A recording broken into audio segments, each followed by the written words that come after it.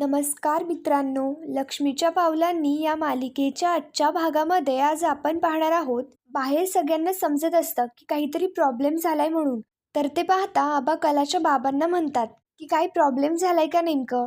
जर काही प्रॉब्लेम झालेला असेल तर आमच्याकडच्या बायकांना तिकडे पाठवता येईल. सरोज वहिनी देखील विचारत असते की काही प्रॉब्लेम आहे का, जर असेल तर तसं आम्हाला सांगा.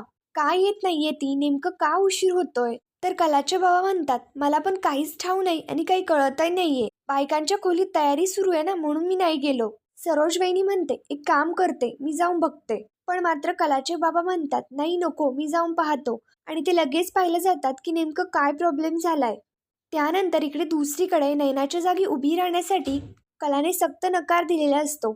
संगीताने खूप समजून सांगितल्यानंतर देखील कला नाहीच बोलत असते.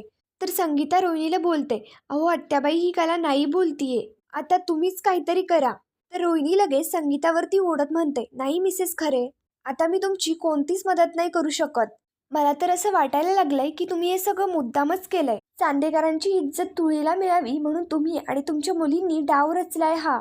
ही मुलगी ना तुमची, हिला हिच्या अपमानाचा बदला घ्यायचा होता म्हणून तुम्ही हे सगळं मिळून प्लॅनिंग केलंय. आता बाहेर सगळ्यांना कळेलच की अद्वैतची होणारी बायको मांडवातून पळून गेलीये. इथे किती आमची बेइज्जती होईल हे कळतंय का तुम्हाला. पण नाही, मी असं नाही होऊ देणार. मी आत्ताच्या आत्ता पोलिसांना फोन करून बोलवते. चांदेकरांना बेअब्रू करणं हे तुम्हाला खूप महागात पडणार आहे. तेवढ्यात लगेच दार वाजतं आणि दारावरती समोर कलाचे बाबा असतात. दार वाजले हे पाहता सगळेच खूप घाबरून जातात.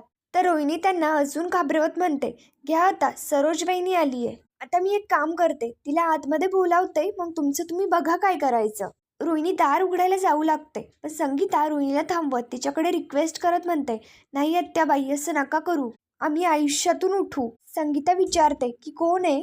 तर बाहेरने कलाचे बाबा म्हणतात, अगं मी आहे दिनकर. झाली ना तिची तयारी, अगं लवकर या, लोक खोळंबलेत बाहेर. तर संगीता तिच्या बाबांना सांगते, वय वय तुम्ही व्हा पुढे, मी येते नैनीला घेऊन. संगीता म्हणत असते, आत्याबाई असं नका करू, तुम्ही जे सांगाल ते मी करायला तयार आहे. तर संगीता म्हणते, मी तुम्हाला आधीच सांगितलंय की कलाला नैनाच्या जागी बाहेर आणा. संगीताला काय करावं काही सुचत नसतं. तर संगीता कला समोर येते आणि तिच्या समोर हात जोडून उभी राहते. कलाच्या पाया पडत तिला रिक्वेस्ट करत असते की कला असं नको करू, तू राहा उभा लग्नासाठी. कला म्हणत असते, अगं आई असं काय करतेस, उठ लवकर. पण मात्र संगीता म्हणते, जोपर्यंत तू हे मान्य नाही करत तोपर्यंत मी नाही उठणार. तर संगीताची बहीण संगीताला समजावत म्हणते की आता तरी डोळे उघड, तुमच्यासाठी किती करायचे त्या पोरीनं, आणि तू त्या नैनीची शिक्षा कलाला का देतीयस. संगीता लगेच बोलते, शिक्षा नाही देते ताईडे, पण आईबापाची इज्जत वाचवण्यासाठी एका मुलीला रिक्वेस्ट करतीये. तिने जर काही नाही केलं तर आम्ही दोघं जगाला तोंड नाही दाखवू शकणार. संगीताने इतकी रिक्वेस्ट केल्यानंतर कला देखील लग्नासाठी रेडी होते. हे सगळं पाहता रोहिणी तर खूपच खुश होते.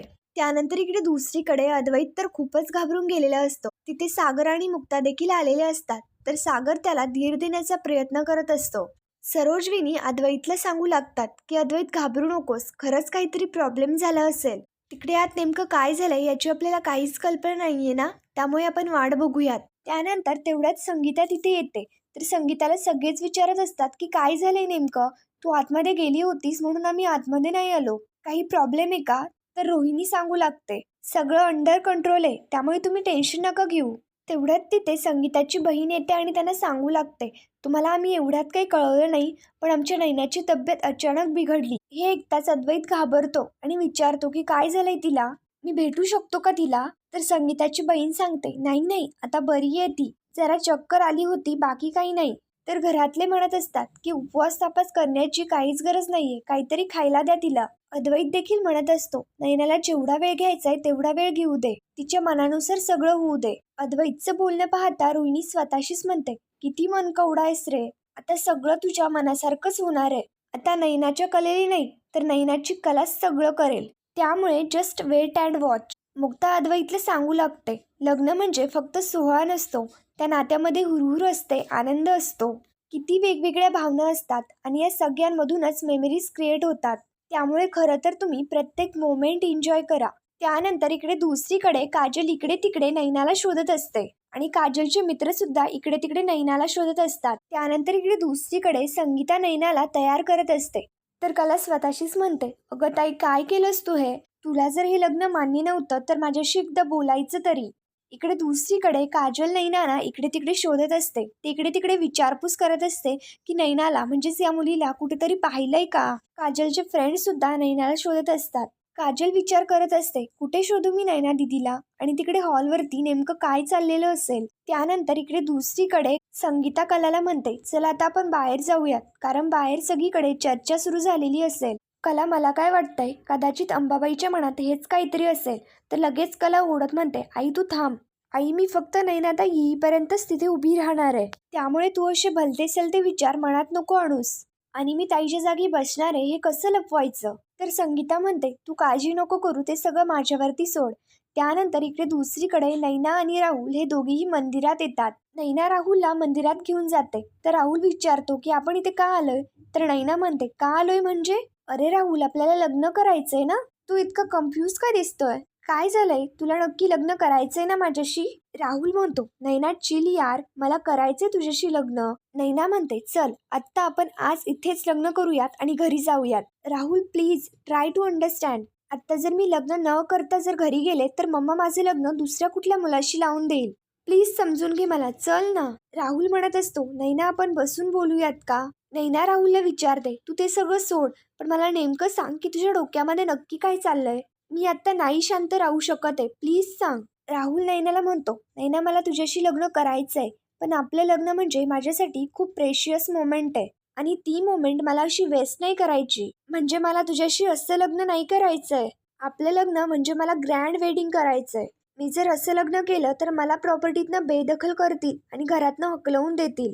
तर राहुलचं हे सगळं बोलणं नैनाला देखील पटत असतं. त्यानंतर इकडे दुसरीकडे कला काजलला फोन करून विचारते की सापडली का ताई. पण मात्र कला म्हणते नाही ना ग, नैना दिदीला मी सगळीकडे शोधलं पण ती कुठेच सापडत नाहीये. कला म्हणत असते काजल आता काय करायचं आपण, पण मला काही माहिती नाही, तू नैनाताईला आत्ताच्या आत्ता शोधून आण. काजल म्हणते ताईडे तू काळजी नको करू, मी नैनाताईला कुठूनही शोधून आणेन आणि लवकरात लवकर तिकडे घेऊन येईल. इकडे राहुल नैनाला म्हणत असतो ठीक आहे ना, करायचंय ना लग्न, आपण करूयात, पण आपल्याला स्ट्रगल करावं लागेल. मी तुझ्याबरोबर झोपडीत देखील संसार करण्यासाठी तयार आहे, पण ते सगळं सहन तुला करावं लागणार आहे. नैना जरा सगळी सिच्युएशन शांत होऊ दे, मग मी घरी जाऊन स्वतः आपल्या रिलेशनबद्दल सांगेल आणि त्यांची परवानगी घेऊन आपण करूयात लग्न. नैना मलाही असंच वाटतं की माझ्या बायकोला मी मानानं माझ्या घरी आणावं, तिचे सगळे मान सन्मान व्हावेत आणि तू डिझर्व करते तसंच सगळं व्हावं. तर नैना स्वतःशीच म्हणते अरे देवा, मी तर याचा विचारच केला नव्हता की याच्याशी जर लग्न करून जर गरिबीत संसार करायचा असेल तर काय फायदा. हा जो म्हणतोय तेच बरोबर आहे. नैना लगेच राहुलला म्हणते राहुल तू किती काळजी करतोस माझी, आणि या सगळ्या गोष्टींचा किती विचार करतोस. मला तुझं म्हणणं पटतंय, आणि तसंही तू रस्त्यावरती आलेलं मला हे नाही चालणार. आपण तू म्हणतोय तसंच सगळं करूयात. आधी ती तुझ्या घरच्यांशी बोल आणि मग आपण नंतर लग्न करूयात. त्यानंतर इकडे दुसरीकडे कलाला लग्न मंडपात आणतात. तर सगळ्यांनाच प्रश्न पडतो की नवऱ्या मुलीने असं चेहऱ्यावरती पदर का घेतलाय. तिथे प्रेसवाले देखील आलेले असतात. तर ते म्हणतात की तुम्ही असं नवऱ्या मुलीचा चेहरा झाकून का आणलायत. आम्हाला नवऱ्या मुलीला आणि मुलाला एकमेकांकडे पाहतानाचे मोमेंट कॅप्चर करायचे आहेत. चांदेकरांच्या घरातला लग्न सोहळा आम्हाला लाईव्ह दाखवायचा आहे. सरोज वहिनी संगीताला म्हणत असते अहो नैनाच्या आई आम्हाला देखील सुनमुख बघू द्या. पण संगीता मात्र म्हणत असते नाही आत्ता न ग. पण मात्र ती बाई म्हणत असते आम्हाला चांदेकरांच्या भावी सुनेचा आणि अद्वैतच्या होणाऱ्या बायकोचा चेहरा बघायचा आहे. सरोज वहिनी म्हणत असते आधीच माझी सून इतकी सुंदर दिसायला, त्यात तिच्या चेहऱ्यावरती अजूनच तेज आलेलं असेल, त्यामुळे आम्हाला बघू द्या तिला. सांगा तिला पदरवरती घ्यायला. आणि विधी सुरू असताना नैना आणि अद्वैतचा जोडा खूपच सुंदर दिसणार आहे. संगीता म्हणते जरा मला समजून घ्या, लगीन लागूपर्यंत मी तिचा चेहरा नाही दाखवू शकत. पण मात्र सरोज वहिनी म्हणते अहो आत्ता कोण पाहताय या प्रथा, आणि चांदेकरांच्या घरात तर नाहीच नाही, त्यामुळे तुम्ही दाखवू शकता. संगीता सांगते मी आई अंबाबाईकडे नवस बोलले होते, जोपर्यंत तिच्या गळ्यात काळं मणी येत नाही तवर मी लग्न मंडपात तिचा चेहरा दाखवणार नाही. आबा म्हणतात की एकेकाची श्रद्धा असते आणि आपण तिच्या श्रद्धेचा आदर केला पाहिजे. आबांच्या सांगण्याप्रमाणे सगळे शांत होतात. तर अद्वैत देखील खूप खुश असतो. पुढील भागामध्ये आपण पाहणार आहोत मंगलाष्टक होतात. अद्वैत कलाच्या गळ्यामध्ये हार घालतो, पण कला गळ्यामध्ये हार घालायलाच तयार नसते. तर हे सगळं पाहताना कलाचे बाबा संगीताला विचारतात की नैना गळ्यामध्ये हार घालायला तयार का नाहीये. तर संगीता सांगते कारण ती आपली नैनी नाही तर कला आहे. इकडे अद्वैत देखील विचारतो की काय झालंय नैना, तू हार का नाही घालत आहेस.